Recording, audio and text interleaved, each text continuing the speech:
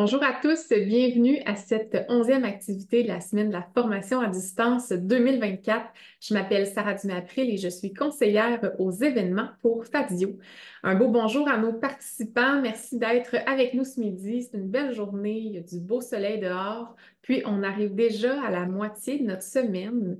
Donc, dites-moi dans le clavardage, à combien d'activités vous avez assisté jusqu'à présent? C'est une question qu'on aime beaucoup vous poser. Je suis toujours curieuse.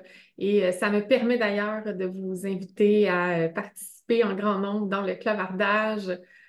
Donc, je vois qu'il y en a que c'est leur deuxième, troisième, quatrième, des gens qui disent qu'ils les comptent plus. Donc, super. Ben, merci beaucoup d'être avec nous. Puis, si c'est votre première fois, bienvenue. Ça nous fait plaisir que vous soyez là. On se retrouve ce midi pour l'atelier La scénarisation interactive démystifiée qui est propulsé par le REFAD et qui sera animé par Sophie Calise et Cédric Félicité de Brainiac. Donc, je suis très heureuse d'accueillir avec moi Sophie Calise, qui a accumulé 20 ans d'expérience dans les domaines de la conception technopédagogique, des sciences cognitives, des neurosciences, de l'apprentissage, de l'intégration des solutions d'apprentissage en ligne, ainsi que de l'intelligence artificielle et de la réalité virtuelle appliquée à l'éducation et à la formation. Elle est actuellement chargée d'encadrement à distance à l'Université TÉLUQ pour des cours en éducation et en psychologie. Elle est également la cofondatrice de Brainiac. Bonjour, Sophie. Bonjour, bonjour à tous et à toutes. Merci beaucoup d'être avec nous. J'accueille également Cédric Félicité, qui est le cofondateur de Brainiac. Outre la gestion et l'administration de l'entreprise, il est responsable de la dimension ludo-persuasive des ateliers et des projets, élabore entre autres des scénarios, effectue les tournages et la post-production des vidéos 360 à visée pédagogique. Bonjour Cédric. Bonjour Sarah. Merci Euh, beaucoup à vous deux d'être avec nous ce midi. Donc, Merci à vous pour l'invitation. ah, mais ça me fait toujours plaisir que vous soyez avec nous, toujours plaisir de collaborer avec le REFAD également.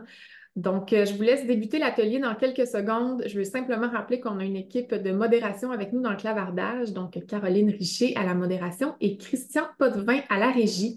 N'hésitez pas à nous laisser vos questions et vos commentaires. Notre équipe va les prendre en note pour la période de questions qui sera à la fin. Vous aurez également la chance de lever la main et de poser des questions à l'oral si vous le souhaitez. Je vous laisse débuter à l'instant.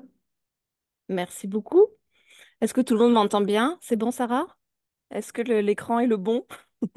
Ouais, très bien, on m'entend très bien. Ok, c'est bon, parfait. Bienvenue dans ce webinaire atelier sur la scénarisation interactive démystifiée. Alors, j'espère enfin, j'espère. J'espère que vous savez ce qu'est la scénarisation interactive. Au moins, vous avez une petite idée. Mais si vous ne savez pas, c'est pas grave, on va voir ça ensemble. Alors, mon ordi se réveille doucement, hein. Je le laisse. Non, il ne veut pas passer la slide suivante. Ça commence bien. Alors voilà, nous, on est une compagnie qui s'appelle Brainiac et on a différents services que vous voyez ici à l'écran. C'est tout ce qu'on aime faire, en fait, bien évidemment. Aujourd'hui, on va parler de scénarisation interactive et je ne le place même pas dans ces produits parce que ça se retrouve un petit peu partout. Vous allez comprendre pourquoi. Et je vous présente également nos différents autres ateliers que nous avons et nous en faisons également sur mesure. Donc on parle beaucoup de métaverse, d'intelligence artificielle, tout ça dans des contextes pédagogiques. Ah, ça remarche maintenant. Alors aujourd'hui, on va avoir un déroulement linéaire de ce webinaire. C'est ce qui est l'inverse de la scénarisation interactive, n'est-ce pas? Mais bon, pas le choix, il faut commencer les choses dans l'ordre.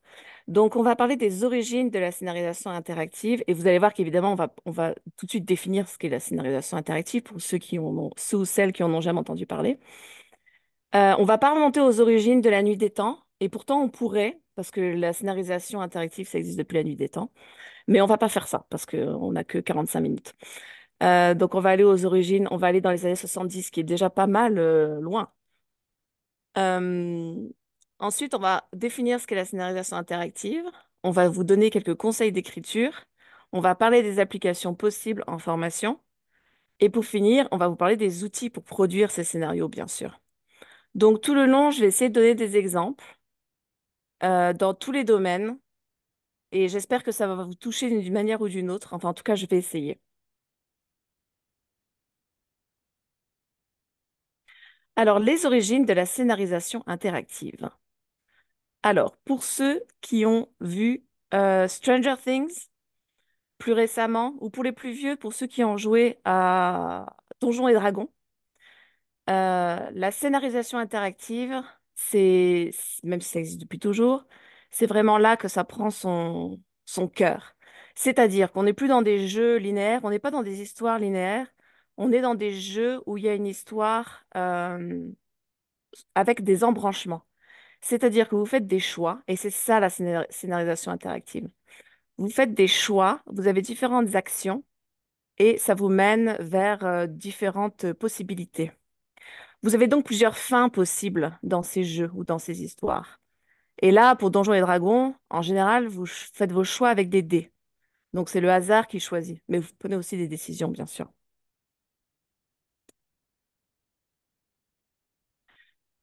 Cette machine que vous voyez à l'écran maintenant, c'est un Amstrad CPC. Donc si vous ne savez pas ce que c'est l'ancêtre des consoles, on peut dire. Si vous savez ce que c'est, vous êtes mon ami pour la vie. Moi, j'ai commencé à jouer aux jeux vidéo sur l'Amstrad CPC. Et parmi les jeux de l'Amstrad CPC, il y avait ce qu'on appelle des jeux textuels. C'est clairement comme comme un Donjon et Dragon. C'est des jeux où vous devez écrire les choix que vous allez faire. En gros, un texte apparaît, on vous propose de faire quelque chose, mais là, c'est encore plus poussé, presque l'ancêtre de ChatGPT. Vous pouvez entrer ce que vous souhaitez faire. Et le jeu s'adapte au fur et à mesure et vous propose les différentes actions au fur et à mesure. Donc là, on est dans les années 80. Vous voyez, on n'est pas remonté très très loin finalement. Ensuite, toujours dans les années 80, vous avez les livres dont vous êtes le héros. J'espère que tout ça vous parle et que vous avez fait ça quand vous étiez jeune, sinon vous n'allez pas trop comprendre de quoi on parle. Mais les livres dont vous êtes le héros, qui d'ailleurs ont été réédités, puisque je les ai trouvés au Salon du Livre à Montréal l'année dernière, enfin il y a quelques mois. Vous lisez le livre et à la fin d'un paragraphe, d'ailleurs vous voyez ici, je ne sais pas si vous voyez ma flèche là, mais vous voyez des paragraphes ici puis des numéros. À la fin du paragraphe, on vous propose des choix. Allez à droite, allez à gauche. Allez à droite, lisez le paragraphe 24. Allez à gauche, lisez le paragraphe 102. Et vous évoluez comme ça au fil de l'histoire. Et en général, les décisions se prennent par des dés également. Alors, les jeux vidéo, c'est le Graal de la scénarisation interactive. Pourquoi? Parce que dans un jeu vidéo, pas dans tous les jeux vidéo, mais dans certains jeux vidéo, là vous avez l'exemple de Final Fantasy et à gauche c'est Final Fantasy et à droite c'est Zelda. Dans les jeux vidéo type RPG, les mondes ouverts, c'est de la scénarisation interactive. Vous avez le choix. Quand on dit monde ouvert, d'ailleurs, c'est ça que ça veut dire. C'est-à-dire que vous avez le choix d'aller où vous voulez, de faire les missions dans l'ordre que vous voulez, de faire des quêtes et des sous-quêtes, etc. Mais vous avez le choix. Ça donne un univers exponentielle, évidemment, et c'est très apprécié de certains joueurs. Donc, dans les jeux vidéo, évidemment, il y a plein d'exemples. Alors, maintenant qu'on a vu un petit peu les origines, que vous voyez que ça se passe dans les jeux, dans la littérature, on parlera un petit peu plus tard des vidéos, mais là, les origines, c'était plus jeux, littérature, jeux vidéo, jeux de plateau. Maintenant, on va définir un peu plus ce qu'on entend par scénarisation interactive. Alors, un scénario interactif, déjà, c'est une histoire. Ça paraît évident comme ça, mais je le dis. Un scénario interactif, c'est d'abord une histoire, c'est d'abord une narration. Mais c'est une histoire dans laquelle l'utilisateur est en contrôle de l'histoire, finalement, et du déroulement de l'histoire. Et donc, il choisit le déroulement de l'expérience. Alors, ça peut être une histoire, mais ça peut être aussi une histoire dans un jeu, une histoire dans une formation. Ça va nous concerner un peu plus aujourd'hui. Qu'il ou elle est en train de vivre dans l'objectif d'atteindre une des fins possibles.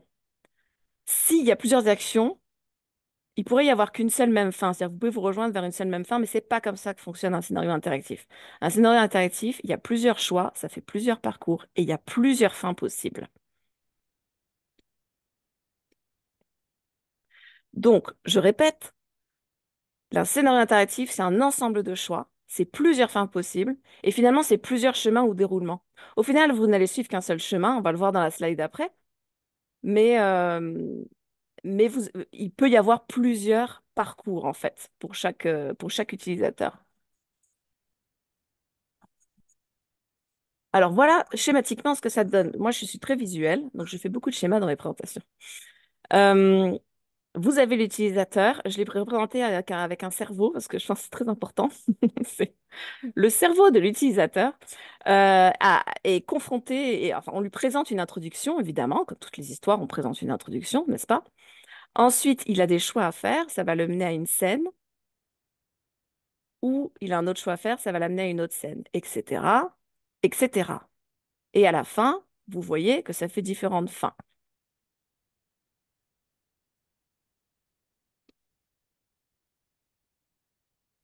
Le challenge du scénario interactif, c'est qu'il y a, comme vous pouvez vous imaginer, un énorme travail d'écriture.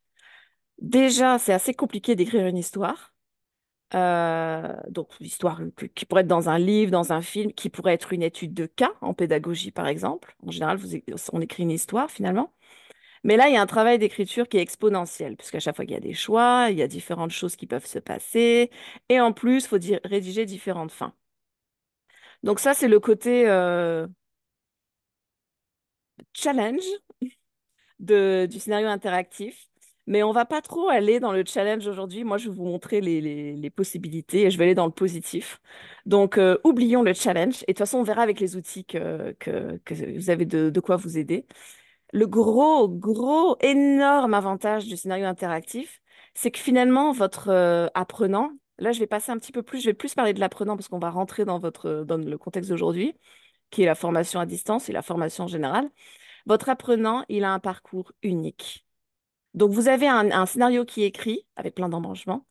Tous les apprenants, en fait, chaque apprenant va avoir son propre parcours.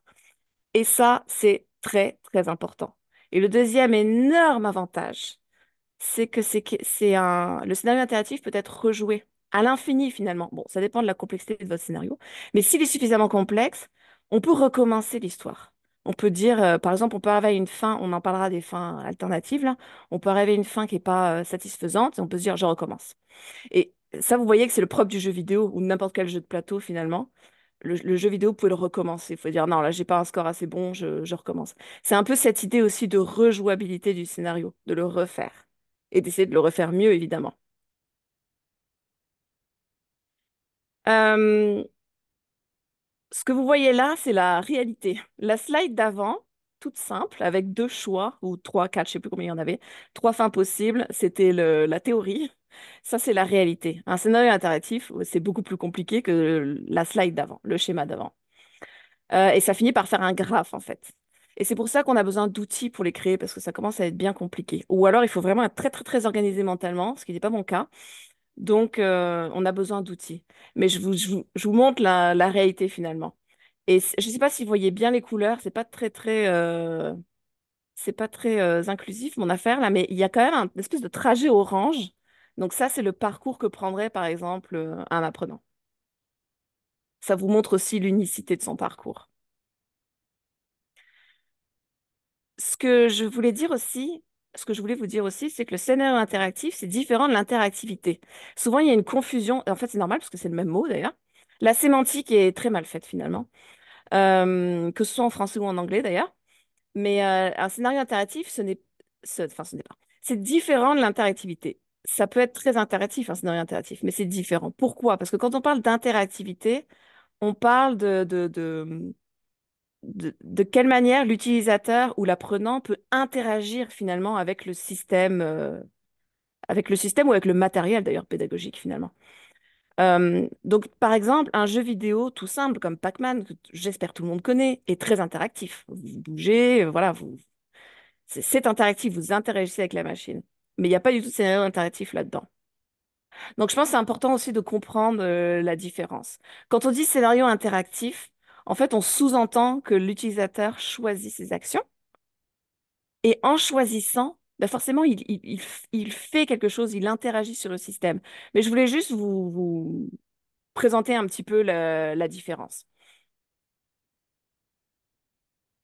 Alors maintenant, on va arriver dans le vif du sujet. Le sujet qui vous intéresse aujourd'hui, c'est finalement comment écrire un scénario interactif.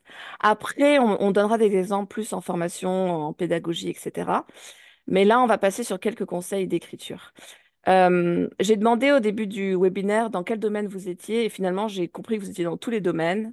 Vous travaillez dans l'enseignement primaire, secondaire, collégial, universitaire. Vous travaillez, vous êtes conseiller pédagogique, concepteur pédagogique et conceptrice. Donc, il n'y a pas de... J'en reviendrai après à quel moment décider d'utiliser un scénario interactif, mais je vais essayer de vous donner je vais essayer de vous donner des exemples les plus concrets possibles. Toujours est-il que mettez-vous dans la tête que vous avez décidé d'écrire un scénario interactif. Dans un de vos cours, une de vos formations, vous êtes motivé par cette idée, c'est parti. Donc ça, c'est votre petite fiche. Vous allez avoir le PowerPoint de la présentation après. Ça, c'est votre petite fiche récapitulative de ce qu'il ne faut pas oublier dans le scénario interactif. Et maintenant, on va détailler le tout. Donc, je passe pas trop de temps là-dessus. On va détailler le tout. Alors, d'abord, quand vous écrivez un scénario, au risque de me répéter, un scénario, c'est une histoire. Donc, il vous faut un thème, des personnages et des défis. Le thème est vraiment important et vous allez me dire, bah, le thème c'est facile, c'est mon thème c'est la biologie si j'enseigne en biologie. Certes, mais il faut quand même un thème engageant et effectivement oui qu'il y a un rapport avec la biologie parce que si vous partez dans une histoire complètement métaphorique, ça risque de pas fonctionner. On est en formation, on est en enseignement, on veut qu'ils apprennent. Mais toujours est-il que, quand même, il faut choisir un thème, il faut choisir une ambiance, il faut choisir un genre. Un genre, vous savez ce que c'est le genre littéraire, c'est le genre cinématographique, c'est le genre de jeu vidéo, c'est le style, quoi, c'est l'ambiance. Est-ce que vous voulez plus que ce soit sous forme d'enquête, plus que ce soit action, plus que ce soit enfin, vous voyez un peu l'idée. Et vous pouvez même mettre un décorum derrière tout ça. Est-ce que vous voulez un environnement un peu plus peut-être steampunk ou plus un environnement futuriste ou un environnement western, j'en sais rien. Bref, il vous faut choisir. Ensuite, il vous faut le personnage principal. Le personnage principal, bien évidemment, dans la majorité des cas, c'est bien l'apprenant, c'est-à-dire qu'il joue le rôle. Alors, soit il joue son propre rôle, soit il joue le rôle que vous avez choisi. Mais il y a un personnage principal. Et c'est le héros finalement, ou l'héroïne qui est responsable de la quête ou de la mission. Ce qui est important, c'est que vous devez lui donner une motivation, enfin des motivations fortes pour résoudre des défis. C'est-à-dire qu'il faut qu'il se passe quelque chose dans votre histoire. Là, on dirait que c'est un peu un cours de littérature, mais vous voyez, enfin, si vous aimez le cinéma, si vous lisez des livres, vous le savez, là, il se passe des choses dans une histoire, il y a des rebondissements, il y a différents types de personnages et il y a des choses qui se passent. Les personnages peuvent avoir aussi des traits de caractère spécifiques et il peut y avoir évidemment, enfin, dans la majorité des cas, des personnages secondaires qui font partie de l'intrigue, qui peuvent être des alliés ou des ennemis. Donc ça, c'est vraiment important. On place le thème, on place les personnages. Et en général, quand on commence à écrire, on commence par ça. Parce que il faut bien commencer par quelque chose. Et souvent, c'est plus facile de commencer par ça. Je regarde juste un petit peu l'heure, hein. Ensuite, maintenant que vous avez vos thèmes, vos personnages, il va falloir travailler sur finalement l'intrigue, si je puis dire. Mais dans votre cas, surtout les événements qui vont l'inciter à faire des choix dans votre scénario. Donc, on travaille aussi toujours sur l'événement déclencheur de départ. Qu'est-ce qui se passe? Pourquoi est-ce qu'il est plongé dans son histoire finalement? Euh, et pourquoi il est là? Quel est le but finalement? Et ça, c'est en général ce que vous présentez dans l'intro. Ensuite, il y a des événements déclencheurs au cours de l'histoire. Ça, vous le voyez très bien dans les films. Dans les films, il y a toujours, à un moment donné, au milieu du film, il y a quelque chose qui se passe. Il y a une révélation, il y a un problème, il y a un câble qui est mal branché, la bombe va exploser ou pas, le fil rouge, le fil bleu, bref, il se passe des choses. Et ça permet de relancer l'intrigue ou en tout cas d'imposer un changement. Et ça fait progresser l'histoire et ça invite les apprenants à faire des choix. Donc, il pourrait se passer quelque chose dans votre histoire et vous pouvez l'inviter à faire des choix qui sont en lien avec ce que vous voulez lui faire apprendre. Il y a également des révélations. Les révélations, typique du cinéma, ça aussi. Révélation, tout d'un coup, vous vous rendez compte que le gentil était en fait un méchant, etc. Donc ça permet de compliquer l'intrigue, mais ça permet d'expliquer aussi. Surtout si vous enseignez dans un problème qui est plus complexe. Si vous enseignez par exemple les mathématiques ou quelque chose qui est plus... il y a il y a des choses qui sont plus complexes à apprendre, ben, vous pouvez le mettre en histoire, ça. Ensuite, le propre du scénario interactif, c'est que vous avez des types de choix. Vous avez des choix à faire, bien évidemment. Et ça, on va en parler. Alors, traditionnellement, dans le scénario interactif, je reviens à Donjons et Dragons, les types de choix, c'est des actions. La- la- en fait, c'est toujours des actions maintenant que j'y pense, quand j'y réfléchis. Donc, vous avez un dragon en face de vous. Là, en général, le maître de jeu vous propose. Est-ce que tu le combats? Est-ce que tu fuis? Est-ce que tu t'appelles un ami? Est-ce que tu... Voilà. Donc ça, c'est très... traditionnellement, c'est vraiment ça. Ensuite, vous avez les différents dialogues. Ça, c'était assez utilisé dans les jeux textuels. Et c'est très utilisé aussi, mais ça, vous le savez très bien, quand vous faites un quiz, par exemple, vous mettez en scène deux personnages, ils disent quelque chose et l'apprenant doit choisir une réponse à donner, en fait. Donc ça, typiquement, c'est ce type de choix. Et vous avez les compétences. Ça, c'est plus ce qui va nous intéresser. C'est-à-dire que vous pouvez plutôt que de lui dire choisis la porte droite ou choisir la porte gauche, vous pouvez lui dire résous, je sais pas moi, résous par exemple cette équation et la solution va vous permettre de. Vous faites un lien avec l'histoire qui va vous faire une sorte de choix selon ce qu'il a trouvé comme résolution à l'équation. Alors c'est sûr que les compétences on peut les retrouver dans les actions et les dialogues. Dans le dialogue, par exemple, le meilleur exemple que j'ai, c'est si vous enseignez, par exemple, vos apprenants à faire des entretiens. Par exemple, vous êtes dans la psychologie et vous lui apprenez à faire des entretiens. Il y a plusieurs manières de faire un entretien. Donc là, vous pourriez avoir un personnage en face de vous et vous lui faites choisir des dialogues, des amorces, des phrases à dire. Et ça fait directement appel finalement à leurs compétences. Donc, quand vous écrivez votre histoire, vous lui faites faire des choix. Vous pouvez faire des choix un petit peu anodins, mais comme on est en apprentissage, on est en formation, vous devez lui demander de faire des choix qui font appel évidemment à leurs connaissances. Mais en plus de faire ça, il faut prévoir, et c'est là que c'est compliqué, un scénario interactif quand même, il faut prévoir les conséquences de ces choix, éventuellement à court, moyen et long terme. C'est-à-dire, si on reprend l'exemple de la psychologie, vous faites une simulation d'entretien, et là, il se trompe dans son choix, il met une phrase, genre un ton agressif, enfin, c'est pas du tout ça la bonne réponse, quoi. Et ça, il faut que dans la suite de l'histoire, ben, ça ait des conséquences finalement. Par exemple, l'interlocuteur pourrait se braquer et être mauvaise humeur toute la suite de l'entretien. Il faut qu'il y ait des conséquences. S'il n'y a pas de conséquences, l'apprenant va dire, oh, pff, c'est vraiment important. C'est ce qu'on retrouve d'ailleurs dans les jeux vidéo. Quand vous faites des mauvais choix, il y a des conséquences qui peuvent vous mener au game over. Euh, donc, vous lui faites des choix, elles ont des conséquences. Ça, c'est vraiment important. Ils ont des conséquences, pardon. Il y a aussi également des choix cruciaux. C'est-à-dire que vous pouvez faire des choix, comme je disais, anodins. Vous pouvez dire, par exemple, OK, est-ce que tu choisis d'être méga agressif avec la personne en face de toi ou est-ce que tu choisis d'être tolérant et bon, l'apprenant, il n'est pas bête, il va choisir, bon, je choisis d'être tolérant, ça peut bien être agressif. Mais vous pouvez aller sur des choix qui sont beaucoup plus subtils. Et là, c'est intéressant en apprentissage. Et en général, ces choix-là, on les laisse à la fin du scénario, évidemment. Euh, vous- il faut essayer de faire un petit peu respecter un niveau de difficulté croissant, n'est-ce pas? Donc à la fin, vous allez faire des choix qui sont plus difficiles finalement.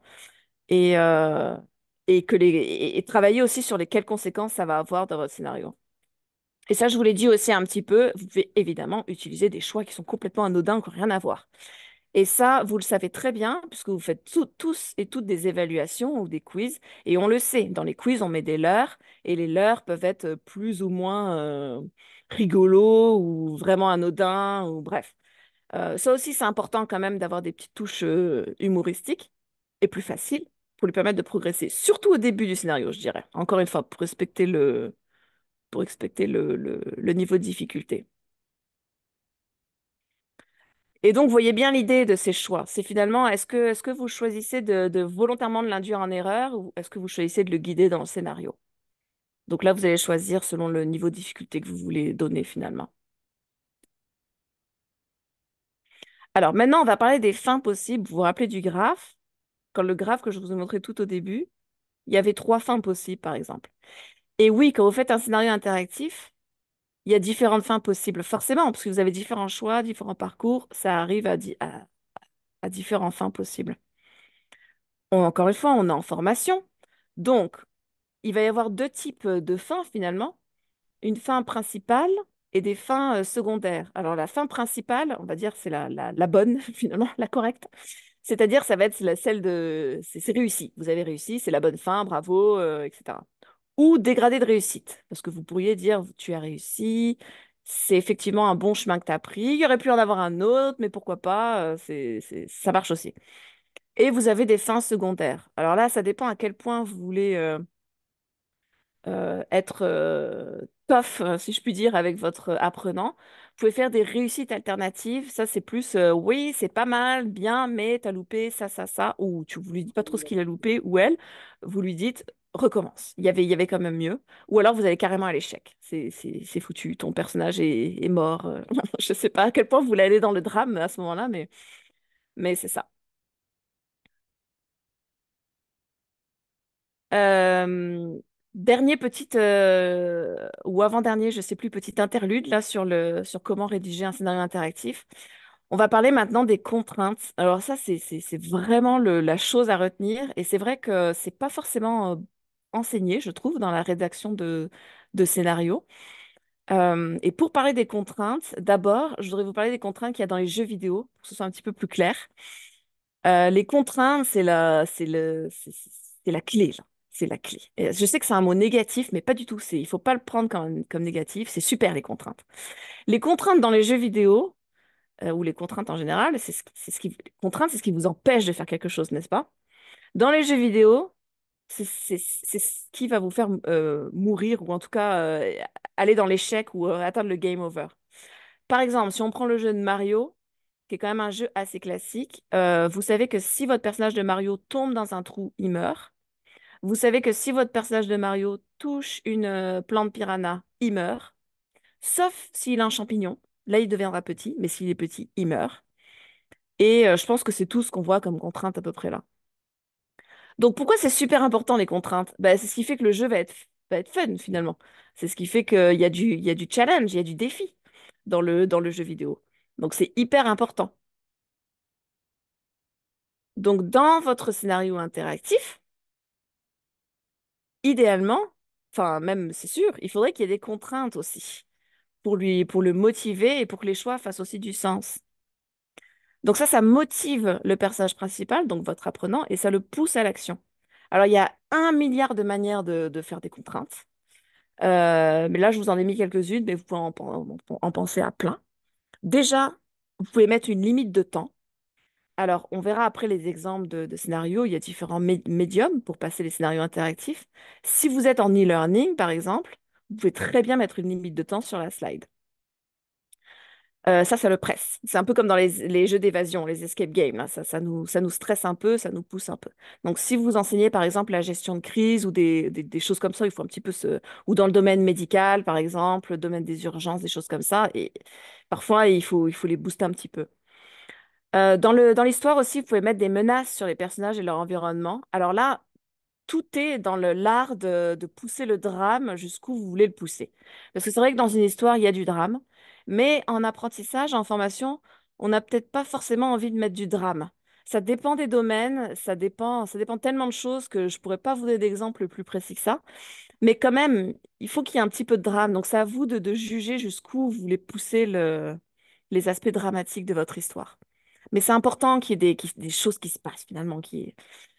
L'autre exemple que je vois aussi, c'est le code moral ou éthique. Donc ça, si vous travaillez dans un domaine où il y a des lois qui sont très importantes, qui sont directement liées, je pense à la santé-sécurité, par exemple, ou par exemple si vous formez des intervenants sociaux, par exemple au centre jeunesse, ça, vous êtes le corps de métier est soumis à des lois qui sont hyper importantes, mais vous avez aussi un code moral, un code éthique. Et ça peut être une contrainte aussi. Ça peut être présenté comme une contrainte. Il doit respecter ces lois, bien évidemment, et ce code moraux. Et vous mettez des contraintes aussi sur les personnages secondaires, c'est-à-dire les personnages qui sont contrôlés par votre histoire. Ça peut expliquer leur action et leur réaction. Par exemple, un des personnages secondaires pourrait demander de l'aide, au point vraiment en disant tu continues pas l'histoire tant que tu m'as pas aidé là. Donc ça, c'est une contrainte aussi pour l'apprenant, parce que lui, il veut faire son histoire, et tout d'un coup, t'as un personnage secondaire qui débarque avec j'ai un problème, tu dois m'aider, sinon tu passes pas au truc, à la scène suivante. Et bien sûr, les personnages peuvent aussi offrir des aides, bien entendu.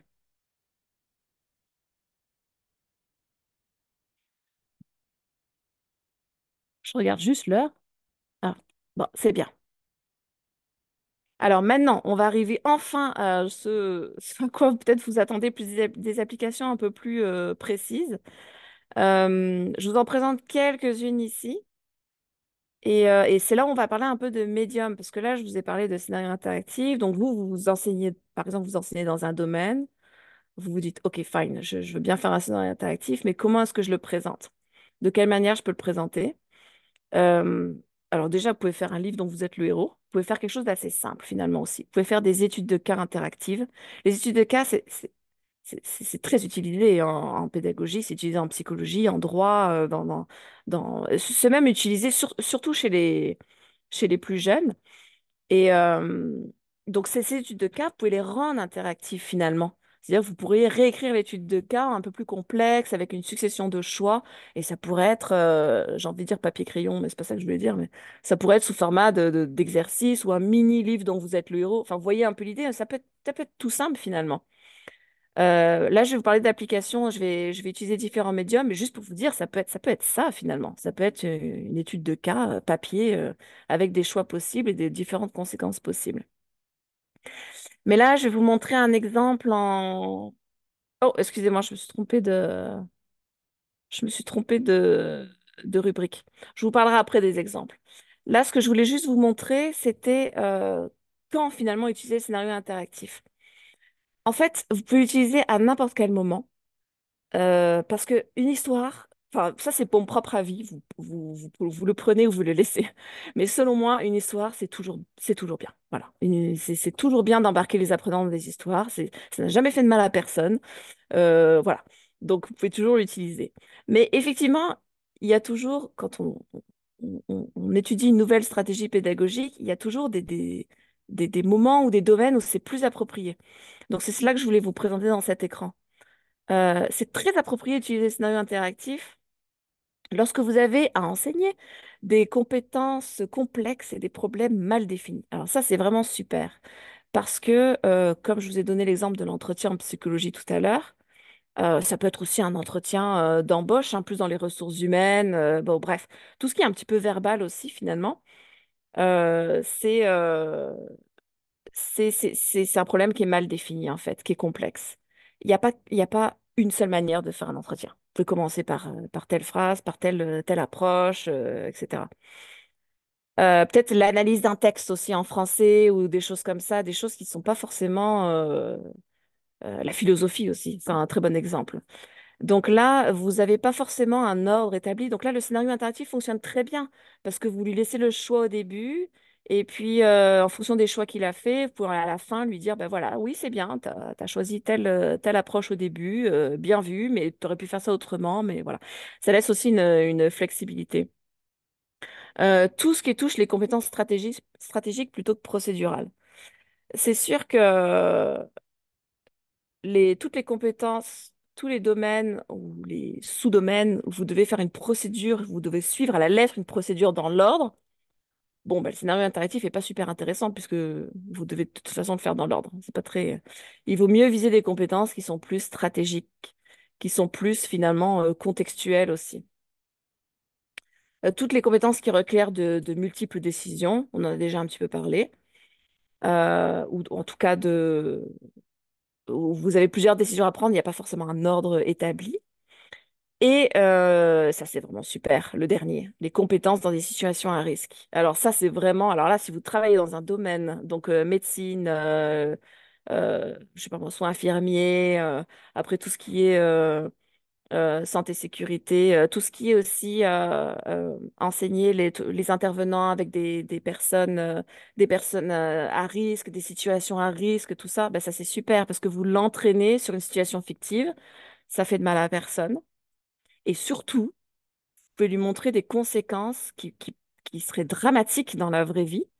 Mais là, vous lui montrez sur papier ou sur écran en tout cas, encore une fois, personne n'est blessé, personne n'est en colère, personne, il n'y a pas il y a pas d'enjeu finalement. Mais vous pouvez lui montrer les conséquences de ce que ça aurait pu avoir. Et c'est là où le scénario interactif est très intéressant aussi. C'est le propre de la simulation en général, bien évidemment. Quand vous faites une simulation, vous êtes dans une situation, vous présentez une situation à risque, mais qui n'est pas à risque parce que vous êtes en simulation. Mais le scénario interactif, c'est une couche supplémentaire. Vous pouvez lui faire faire des choix. Vous pouvez lui faire faire des choix qui vont avoir des conséquences dramatiques et lui montrer les conséquences. Donc maintenant, on en vient, excusez-moi, je me suis un peu trompée tout à l'heure, mais on en vient aux exemples d'applications dont je vous parlais. Donc ça, c'est ce qu'on a fait, nous, Brainiac, en santé sécurité. Euh, donc c'est un exemple, on va parler un peu des médiums, là. C'est un exemple de formation en ligne, e-learning, ça c'est fait avec Storyline. Et vous avez différentes scénettes, en fait, qui se passent. Vous avez un personnage qui vous parle et vous choisissez des différentes actions. Et en fonction de ce que vous choisissez, vous allez avoir une fin alternative, etc. Donc, vous voyez qu'en fait, ça ressemble étrangement à une évaluation, un quiz. C'est ça, finalement, c'est un quiz. Sauf que vous avez, comme je vous l'ai dit, des différents choix, différentes conséquences et différentes fins possibles. Alors, l'autre exemple que je vais vous montrer après, c'est un exemple de vidéo interactive, donc de scénario interactif avec le médium de la vidéo. Là, je n'ai pas d'exemple à vous donner chez Brainiac. Pourquoi? Parce que ça coûte extrêmement cher de produire ce genre d'expérience. Mais j'ai quand même envie, j'ai vraiment envie que vous voyez exactement de quoi je parle. Alors j'espère que que la majorité d'entre vous ont un abonnement Netflix. Comme ça, vous allez pouvoir voir ce que ça donne. Et peut-être que vous connaissez déjà. Mais en gros, c'est les vidéos interactives de ce style. Alors ça, c'est directement pris de Netflix. Ça s'appelle You vs The Wild ou quelque chose comme ça, là. You vs Wild.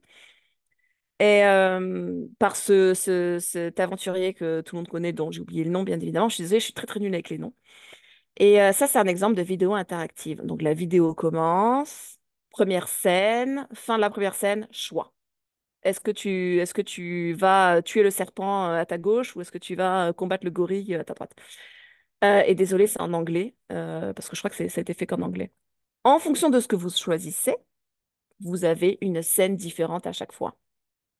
Effectivement, vous voyez là que c'est très compliqué à produire cette affaire-là, parce que ça veut dire qu'il faut faire un tournage vidéo, puis il faut tourner plusieurs scènes. C'est assez compliqué. On peut s'en sortir en faisant plutôt des animations. Donc avec Storyline, par exemple, on peut s'en sortir en faisant des animations, puis en faisant croire comme si c'était une vidéo. L'idée, c'est vraiment de balancer une scène, d'arrêter, de dire qu'est-ce que tu choisis et de mettre les choix.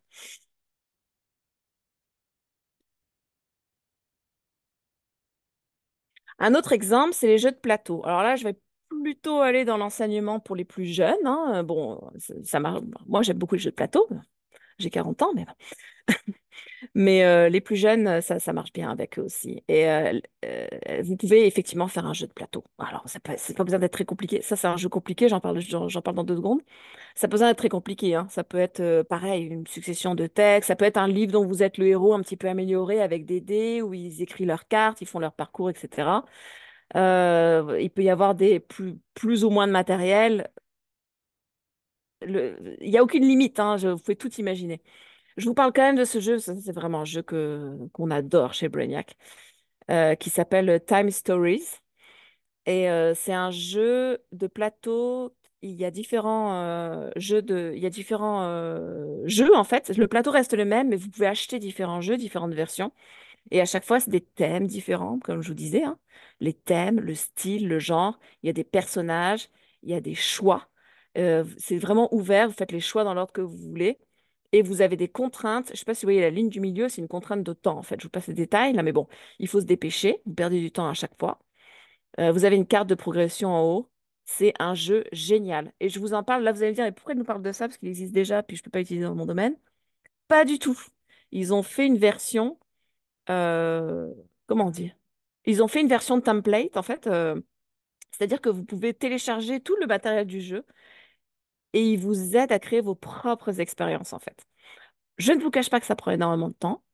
C'est quand même très fun et c'est quelque chose qui peut être renouvelé aussi. Ça peut être réutilisé en classe. C'est long à faire la première fois, mais après, ça peut être réutilisé. Très fun, ce jeu.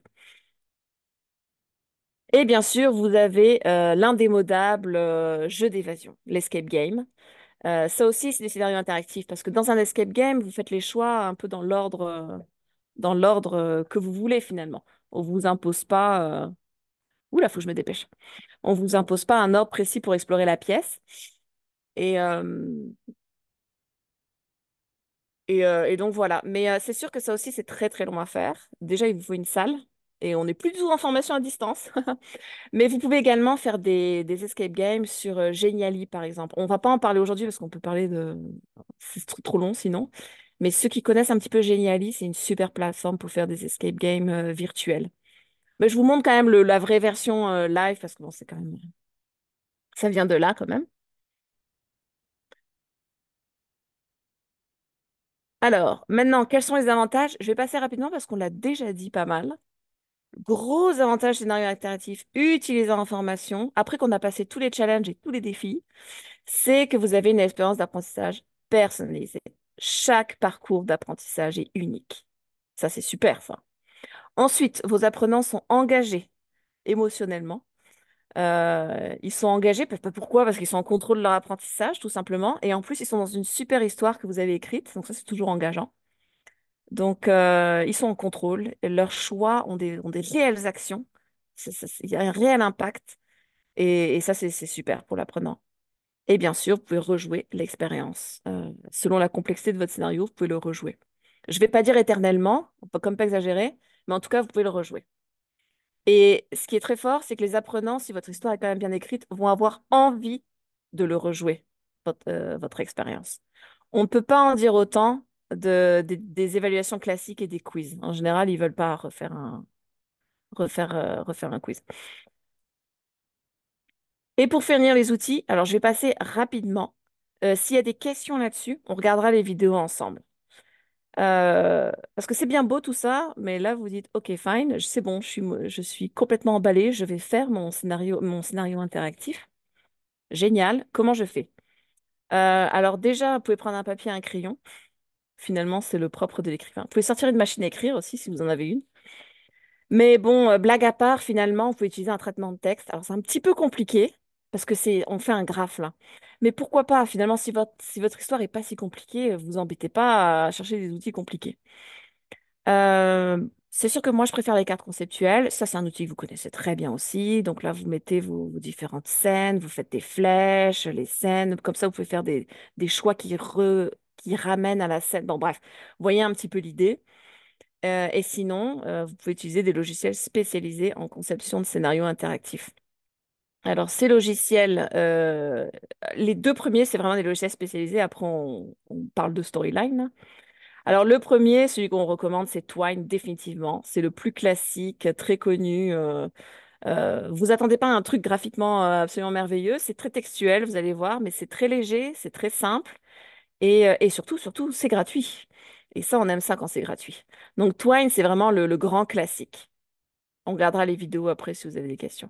Après, vous avez Quest. Quest, c'est un peu comme Twine, mais en fait, il est un peu différent. Il est plus, étrangement, il est plus élaboré parce que vous avez des rubriques. Vous pouvez choisir de placer un objet dans la catégorie lieu, objet, bref. C'est plus élaboré, mais c'est un petit peu plus pour créer un jeu vidéo pour le coup. Mais bon, je le présente quand même. Et enfin, vous avez l'indémodable Storyline. Alors oui, avec Storyline, vous pouvez faire des scénarios interactifs, bien sûr, pour ceux qui connaissent, ceux et celles qui connaissent. euh, vous placez vos écrans et vous pouvez faire des liens avec les écrans et selon ce qu'il a choisi dans un écran, ça vous amène à un autre écran. Donc oui, effectivement, clairement, c'est fait pour ça d'ailleurs. Et vous pouvez simuler des dialogues aussi, comme un peu ce qu'on vous a montré comme exemple. Voilà, je vais m'arrêter là parce que je voulais laisser une période de questions quand même. Et voilà, merci pour votre attention. J'espère que vous avez trouvé ça intéressant et pas trop abstrait. Vous allez me dire. Je laisse mon micro branché, hein. Oui, merci beaucoup d'avoir été avec nous ce midi. On a eu quelques questions en fait dans le clavardage. Je vous rappelle qu'il est encore temps d'en poser et si jamais vous voulez poser des questions à main levée, on peut prendre des questions à l'oral également. Mais une première question qu'on a reçue, en fait, c'est s'il doit y avoir absolument plusieurs fins possibles parce que, au souvenir de la personne, là, dans Zelda, on devait tous tuer le même boss final pour gagner, même si on avait la liberté d'explorer, il y avait un but unique. Ouais, dans les jeux vidéo, vous avez que... En fait, il y a deux choix possibles dans les jeux vidéo, toujours. Il y a la fin, la fin, et il y a le game over. C'est les deux... Excuse-moi, c'est les deux fins possibles. J'ai dit choix, je me suis trompée, c'est fin. Le game over est toujours une fin possible. Donc, effectivement, vous pouvez, à ce moment-là, si, pour des raisons de longueur d'écriture, vous pouvez ramener, vous vous souvenez du graphe du début, vous pouvez ramener vos apprenants en leur faisant différents choix, différentes actions, etc. Je sais pas comment passer ça plus vite. Bon. Vous pouvez ramener vos apprenants vers une même fin. C'est effectivement une possibilité parce que bon, parfois faut pas oublier qu'on est en formation aussi, on est en apprentissage. Ouais, vous pourriez très bien mettre différents choix, il y aurait différentes scènes, mais à la fin, ça se ramène d'une manière ou d'une autre. Alors, c'est un petit peu moins cohérent au niveau du scénario interactif parce qu'on s'attend à pas forcément avoir la même fin vu qu'on a fait des choix différents. Mais pourquoi pas? Encore une fois, ça dépend du domaine aussi, ça dépend de l'âge aussi, tout simplement de vos apprenants. Chez les enfants, ça passera peut-être mieux une ou deux fins. C'est pas très grave là si. Donc oui, c'est toujours une possibilité. De toute façon, tout ce que je vous ai dit, au final, c'est l'écrivain qui n'en fait qu'à sa tête, si je puis dire. Vous choisissez ce que vous voulez, c'est votre histoire, c'est vous qui choisissez. Le plus important, c'est que ce soit cohérent. Il faut que ce soit fun et cohérent et que vous fassiez faire à quelqu'un avant de l'appliquer en classe ou en formation à distance. On nous demande également, question de Guillaume, avons-nous des données sur les impacts positifs de cette approche pour l'acquisition de connaissances et de compétences? Tel objet d'apprentissage a été mieux appris avec cette approche qu'une autre, par exemple. Ouais, c'est une bonne question. Faudrait regarder. Ça, j'avoue que j'ai pas regardé. Moi, ma thèse était sur les jeux sérieux éducatifs et même dans les jeux sérieux, on a du mal à trouver un avantage parce que souvent les études sont un peu biaisées. On, on, on compare un peu des carottes et des pommes de terre, là, si je puis dire. Souvent, on compare des jeux qui sont un peu différents, donc c'est assez dur de trouver. Mais il faudrait chercher, en fait. Il faudrait effectivement se renseigner. Et nous, c'est ce qu'on essaye de faire chez Brainiac. Dès qu'on a une solution un peu originale, on essaye de la tester avec quelque chose de plus classique pour prouver. Mais je ne sais pas si vous le savez, mais bon, on rentre un peu, c'est un peu hors sujet là, mais en fait, c'est un peu difficile de faire ce genre d'études parce que maintenant, on peut pas, quand on fait une étude, par exemple, je décide de faire une étude avec la commission scolaire de Montréal, je dis n'importe quoi, exemple.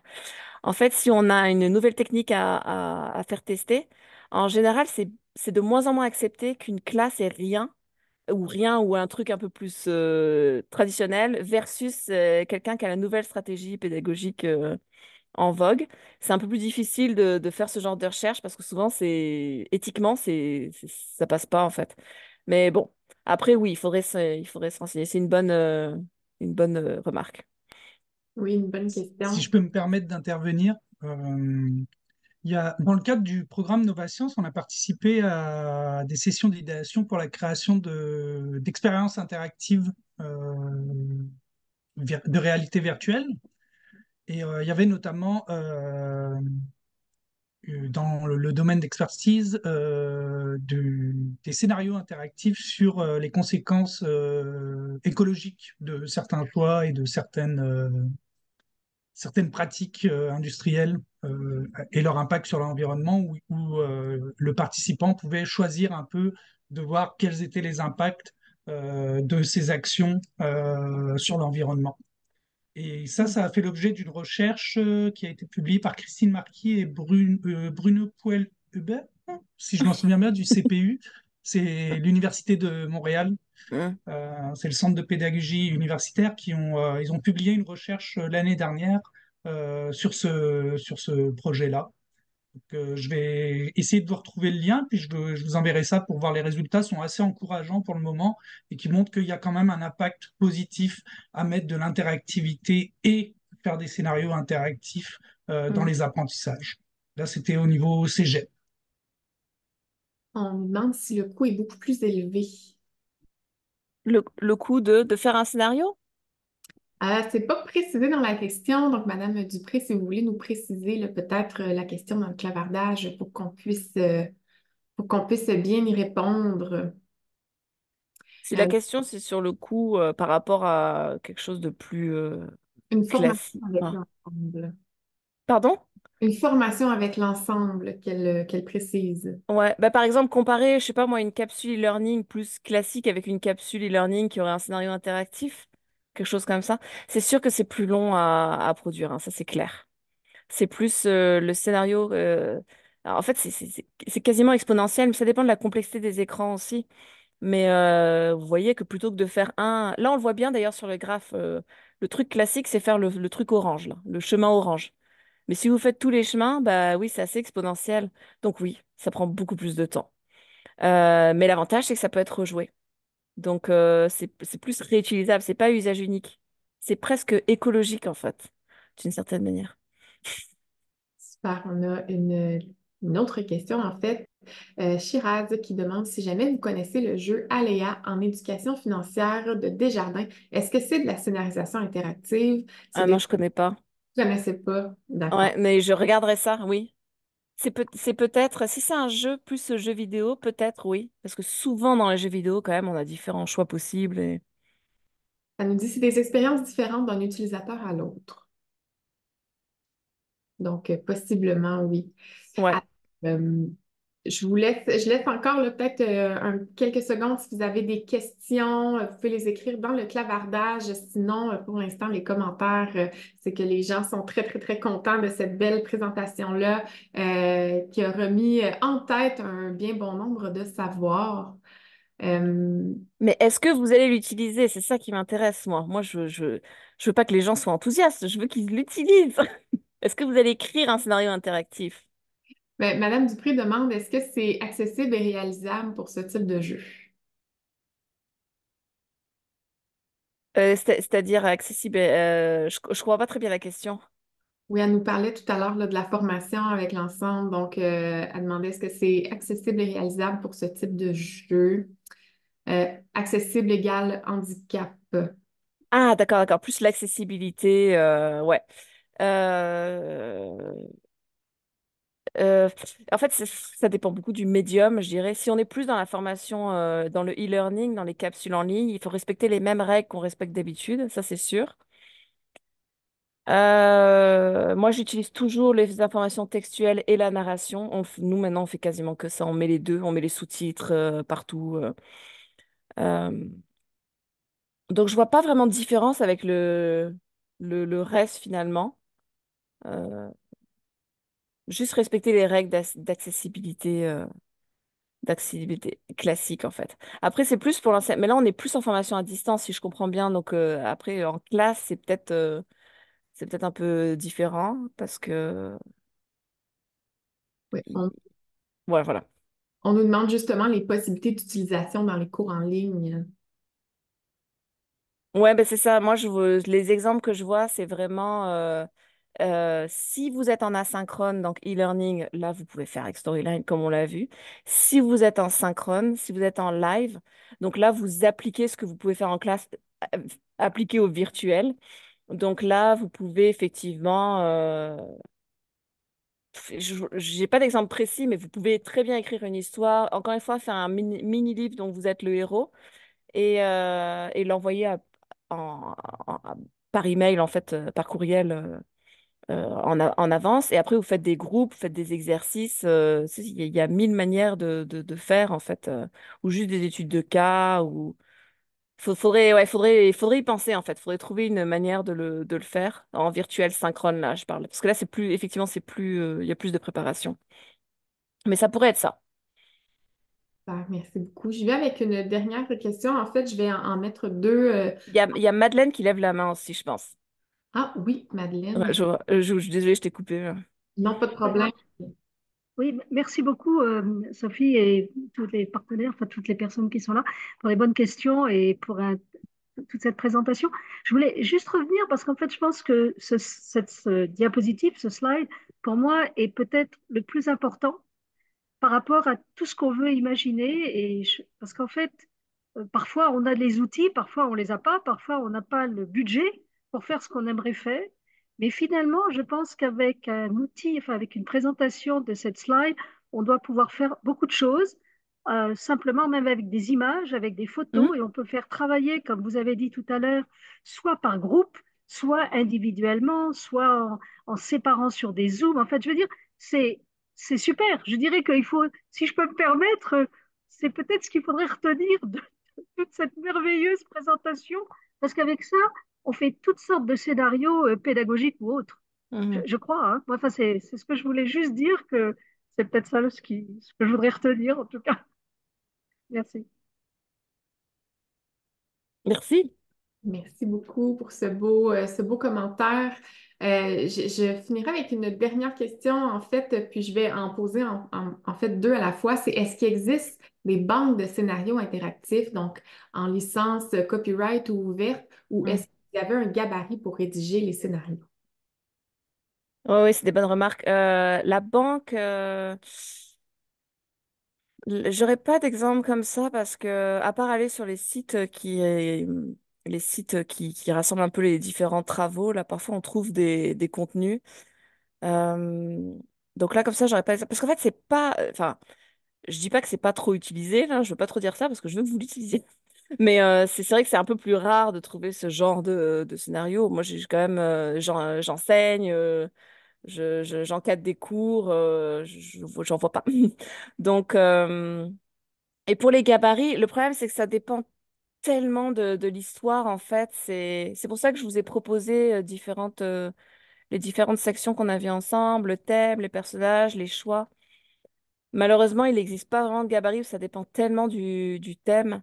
Mais je dirais quand même qu'un bon début, si vous voulez vous engager là-dedans, un bon début, c'est de vous acheter un livre dont vous êtes le héros. Vous achetez un livre de poche, là, ils ont été réédités, et vous achetez ça, puis ça vous donne un petit peu une idée, même si ça n'a rien à voir avec la pédagogie. Mais vous pouvez très bien quand même monter une aventure. Dans un premier temps, vous pourriez faire ça. Vous pourriez monter une aventure en vous basant sur le livre dont vous êtes le héros. Ça marcherait plus chez les plus jeunes, hein, je vous le cache pas. Et en modifiant certaines choses, là, vous pouvez vous baser là-dessus, dire pour combattre le dragon, bah, au lieu de choisir une arme ou lancer un dé, il pourrait résoudre quelque chose. Il pourrait résoudre un petit problème. Il faut quand même essayer d'intégrer vos apprentissages dans votre scénario. Ça, c'est la clé aussi, là. J'en ai pas trop parlé, mais il faut que ce soit cohérent.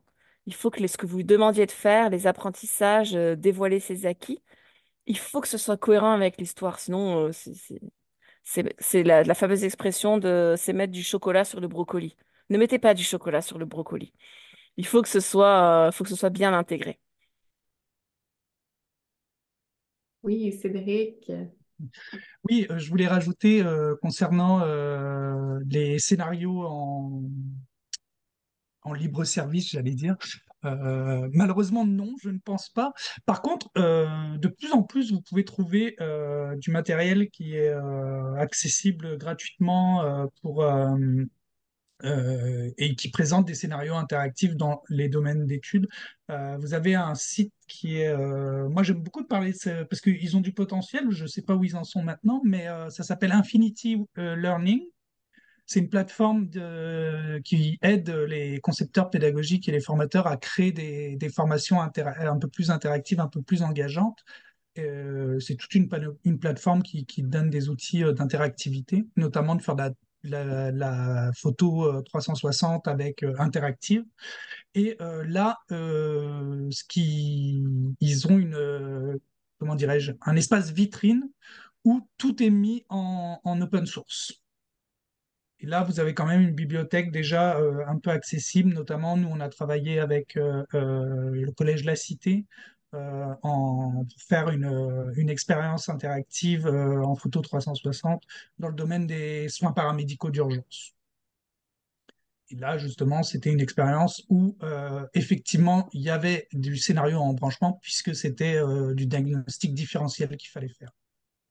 Donc, vous pouvez quand même trouver du matériel pédagogique avec des scénarios interactifs sur le web qui sont normalement accessibles et qui peuvent vous donner des idées.